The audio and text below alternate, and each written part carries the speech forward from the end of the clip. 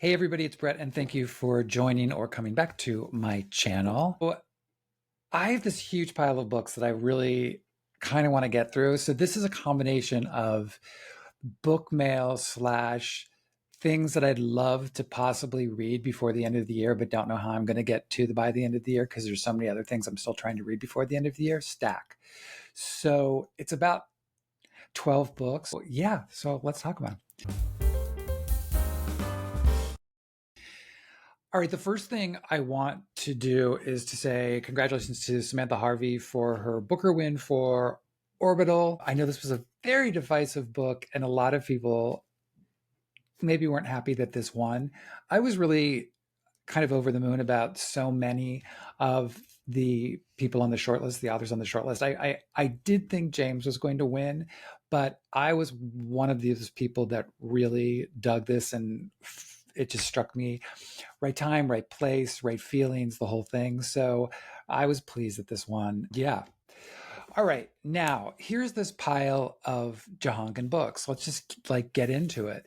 The first two were part of that Guardian list of 10 new authors this year to look out for, the bulk of which I've already gone through. And these are kind of like the last two. Actually, there's more than two, but there's a few that I haven't got to yet.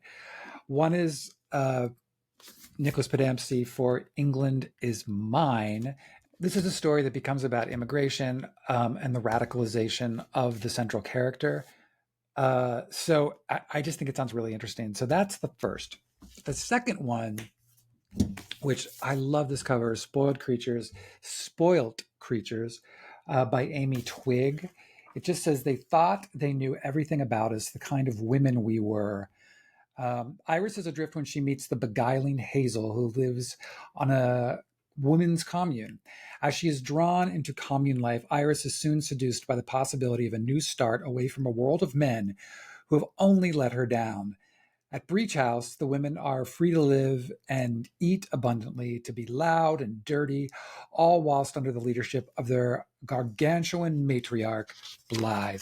But is Breach House truly the haven it seems? And just how much can Iris trust her new family? When an unforgivable transgression threatens for Commune's existence, Iris and the other women find themselves hurtling towards an act of devastating violence. So, again, isn't that a great cover? All right, then I just got this again from Waterstone, Ali Smith's Glyph, which I love this cover again, so beautiful, and I wanted a signed copy. I also have her seasonal quartet, and they're kind of in the same size, so I love all that. I don't really know a lot about this, but that's okay. That's okay, because I think Ali Smith is pretty extraordinary, and so she will take me on the journey, and I'd rather less is sometimes more. All right, two books that you can certainly throw onto your nonfiction November piles. My sister just gave me this, and I loved Stanley Tucci's first book, What I Ate in 1 Year. So I'm really excited about this. I haven't even opened it to see if there are, in fact, interesting, not a lot of recipes. I thought there would be recipes in here, but that's okay. But I'm also planning to do this one on audio because I want to hear him read it. And then this Jahankan book, Tom Gunn, A Cool Queer Life by Michael Knott. Here's the thing. I don't know anything about Tom Gunn aside from the fact that he was a kind of celebrated poet. And so I'm going to find out. I am going to find out in roughly almost 600 pages. I'm going to find out who Tom Gunn is. Again, would love to get to this by the end of the year, but I also have to read that massive Christopher Isherwood book by the end of the year.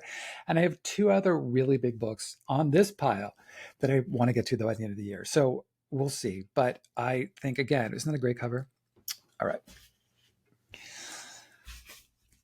Quarter Life by Davika Reese. I don't know where I first saw this, but it wasn't here in America. It was certainly because I got this again from Blackwell's. But it sounds really interesting. going to put on my glasses for you so I can read this better. Uh, the Bharat Party has come to power in India after an intensely divisive election. Naren, a jaded Wall Street consultant, is lured by its economic mandate to return to Mumbai. With him is Amanda, eager to escape her New England town through a teaching fellowship in a Muslim majority slum. Meanwhile, Naren's younger brother, Rohit, sets out to explore his cultural roots in the country's heartland, where he ends up befriending the fiery young men who feed off the Hindu nationalist machine. As they come to grips with the new India, they also become aware of a deeply fraught and complex milieu. The result is an ever-widening story that builds up to a festive night when all of Mumbai is on the streets and the simmering unrest erupts. So I think this sounds really interesting. And if I get to it this year, I'll let you know.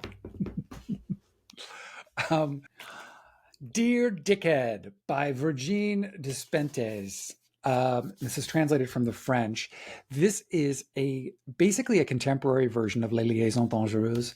It's an epistolatory novel, so you know what that means. Everything's in letters. I just think it sounds really, really, really fun and pure escapist fiction. So, and one of the best titles of the year. The Mighty Red by Louise Erdrich. Really excited. Everybody's loving this thing. And I feel like I've discovered her so late in life. And I feel like I need to go back and do the entire Louise Erdrich back catalog because I just haven't. But I'm really excited for this. I love this gorgeous sprayed edges. Yeah, okay. This is coming out in December. And again, this looks like a total escapist fun book. I Might Be in Trouble by Daniel Ailman. I wish I could take it all back. I wish I could return to 12 hours ago and stop myself from going through with any of it. How did I end up here? I try to push the question away, all too aware that I'll drive myself mad if I'm attempting to answer it. For now, there are more important things to consider, much more urgent matters to occupy myself with, two critical facts I need to focus on. It's 6:47 a.m. and there's a dead body on my bed. So I think this looks hilarious and fun and great cover. I don't know if you can see them dragging the body and pulling all the words off the page. Clever, clever, clever. All right, another book that's coming out in January that's already out in the UK that I really wanted to read, and then I just kind of waited, and luckily the wonderful Jenny Jackson at Knopf sent me this copy, Going Home by Tom Lamott. Going Home is a sparkling, funny, big-hearted story of family and what happens when three men, all of whom are completely ill-suited for fatherhood, take charge of a toddler following an unexpected loss. So I'm so curious, my UK friends, have any of you read this yet? Let me know. All right, and then two massive books that are both backlist titles. One I'm going to read with a group on Instagram that I've been reading Alexander Chee all year with, and we're going to close it out with his last book, The Queen of the Night, which I had no idea. First of all, I got this from Pango, and look how beautiful it is. I had no idea it was so massive. Again, almost 600 pages. And but I'm very excited because I love me some Alexander Chee. So this is going to be high priority for me for the end of the year. And this last book I will probably start but not finish, that I've agreed to read with a friend of mine over on Instagram as well, which is Lonesome Dove. I saw a lot of people reading this year. And again, it's, no small book at almost 900 pages. But I just feel like it's one of those things that you have to read Lonesome Dove. And I'm more inclined to read this and finish this than I would Infinite Jest, say.